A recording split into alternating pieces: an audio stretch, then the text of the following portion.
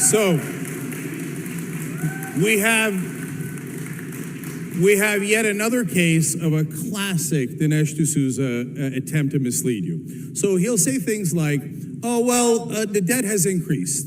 Okay, that's true. Okay, and he goes, yeah, I win. Okay, no, let's look at context. George Bush, who was given a $5 trillion surplus by Bill Clinton, then handed off a $1.5 trillion deficit, which Obama, throughout the years, cut in half. But they don't tell you that. They don't say, hey, God sucks at balancing the budget. Hold on. He put that in Obama's lap, and then, oh my God, Obama, look at his deficits. Given to you by George W. Bush. No.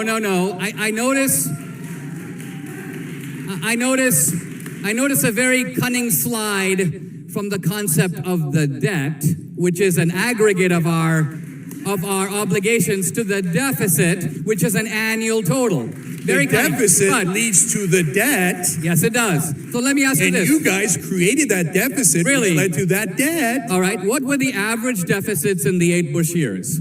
Okay, so this is another classic trick that What were they? Okay. Do you know? So this is, yeah, I do. Hold on. All right. So tell us. So I just told you the exact number that George Bush handed off to Barack Obama. But what they'll do is and I used to do this in college. You'll study specific facts and then put them in there and they go, wow, look at that. So he memorized the 8 years. And then he'll go and turn around to seem smart. Do you know the exact number for those 8 years of the deficit? I just told you exactly where he started and where he ended up. No. The fact that you know, but in 2007 it wasn't as large as it is in 2008 is irrelevant. It is done as a debating tactic. Okay. The point is he was given a $5 trillion surplus and he exited with a $1.5 trillion deficit. That is because he sucks at balancing the budget, and then you want to blame Obama for it. That is your attempt to mislead. All right. Let me give you a couple of concrete facts. We're in a public domain, so they can easily be checked. And then if you can disagree with me, do so. The average, hold on. The average Bush deficits. See, this is what happens. This is what happens when facts come into the picture. Hold on. The national debt was approximately $8.5 trillion when Obama took office in early 2009. Look it up. It was about $8.5 trillion. It is now well over $17 trillion. Obama has doubled the national debt. Now, I keep explaining to him. True or false? So, see, that's exactly what I'm talking about. So he goes, I have a fact, and I'm going to state that fact, but I'm not going to give you any context. And most of my readers are Republicans, so they're kind of stupid, and they'll buy into it. So I'll just give it with no context. And then... As if the people that listen to the Young Jerks, also known as the Young Turks, those guys are just voracious readers. They have a voracious appetite for the truth. Absolutely. I mean, these guys are spot on everything, right, Cenk? Is that what you're trying to tell us? And as I've now done 3 times, I give him the context as to why that happened. And he goes, oh, context, nuance, so damaging, so troubling. Republicans, remember, he doubled the debt. Where did it come from? Dinesh, where does a debt come from? True or false, does it come from deficits? Yes, it does. And Obama has had trillion-dollar deficits one after the other. Did George Bush, facts, let's talk facts. Did George Bush hand off a $1.5 trillion deficit to President Obama? True. Did he bring that down to under half of that deficit at this point? On this annual basis, yes, but over 8 years. Yes. There we have it. Facts. Cenk, we had... But what about the debt? No.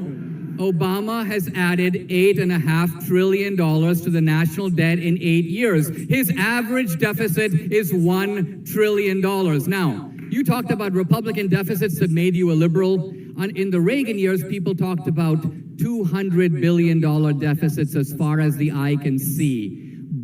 George W. Bush, never had a deficit exceeding $500 billion. That's because he was handed a $5 trillion surplus. Context, facts. You attempt to mislead, I clarify. We can do this all night long. All right. Let me just. Okay. By the way, let's have fun. Who's the last Republican president to balance the budget when he left office? Because Republicans are good at that, right? Who's the last president? Reagan. Wrong. Eisenhower. Wrong. Look it up. Look it up. You think Reagan left office with a balanced budget? Hold on. Is that what you're saying? Hold on. Okay, now context. No, I agree. Reagan had modest deficits, but under Reaganism, two things were happening. One was a massive peace dividend from the end of the Cold War. You talk about the Clinton surplus. So you're giving excuses. I'm talking about the Clinton surplus being the product of the technological revolution and the end of the Cold War. So, let's review the facts. Let's review the facts. The only ones who have balanced the budget in our lifetimes are Democrats. The Republicans have a lot of excuses. Oh, golly gee, we had this and the thing. And by the way, you were wrong. See, I can do this too. I know a fact he doesn't know. It was Eisenhower. Okay, that's a cute little debating trick. Okay, who's the last Republican president to balance the budget in any given year rather than the end of their administration? Oh, you don't know it, I win. Well, see, it's a debating trick. It's a debating trick. No, it's because Nixon. hold on, your fact, look, we're talking about facts with significance, right? We're talking about facts that have meaning, So, let me ask you this. In Obama's term, did the national debt double, yes or no? I can't believe we're back to this. Okay. The reason we're back to this, Cenk the Jenk, you blubbering buffoon, is because what do you say when something goes from 8 billion to 17 billion? What do you call that? Under whose watch? Under whose stewardship is that under? It's under Obama's. The national debt doubled. Plain and simple. It just doubled. Stay on point. You keep talking about, the deficits were there. You got a $5 trillion surplus from Bush, and then he handed off a $1.5 billion negative deficit, deficit to Obama. But now Obama took the national debt from $8.5 trillion to over 17 trillion. And then you say, wait a minute, that's a debating trick. I know a fact, you know a fact. What the hell are you talking about? I think we should put the tricks away. How many times do I have to explain it? But that's the thing with the Republicans. All right. You got to explain it and explain it. You see, In debts short, come yes. from deficits. Yes. Deficits were given. Okay, all right. I thought I did it 4 times. So there's an issue that we've talked about that both of you think is important. That's the issue of crony capitalism. What do you think are some reforms that we can enact to make the government less corrupt?